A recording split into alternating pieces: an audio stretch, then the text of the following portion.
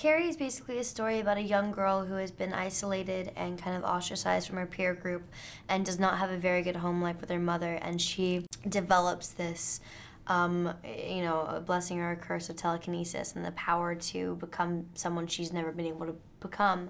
And it's kind of about her journey and how it kind of takes over her.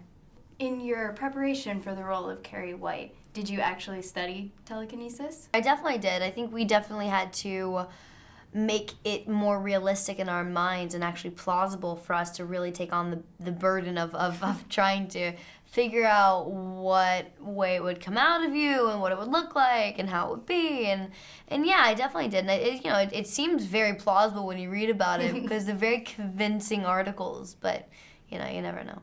So what was it about this film that you just had to be a part of?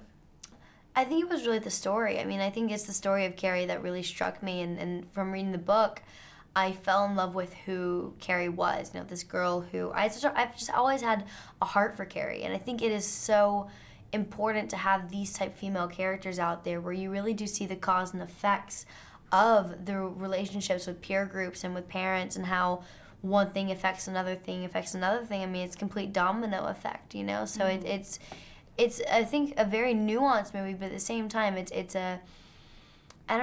a story that we all know because it's something that we've read and seen and heard 100 times in countless stories.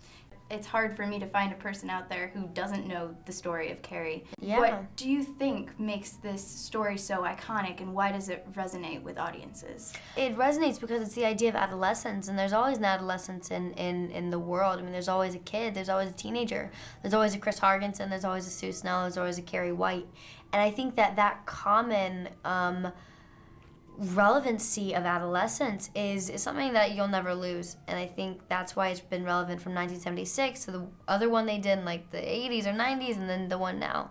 Do you think there was a message about bullying? I think that we definitely didn't set out to make a movie for sure. I mean, during the pre-production, we never set out to make a movie that was like, this is our stand on bullying, this is our stand on social media, this is our stand on religion.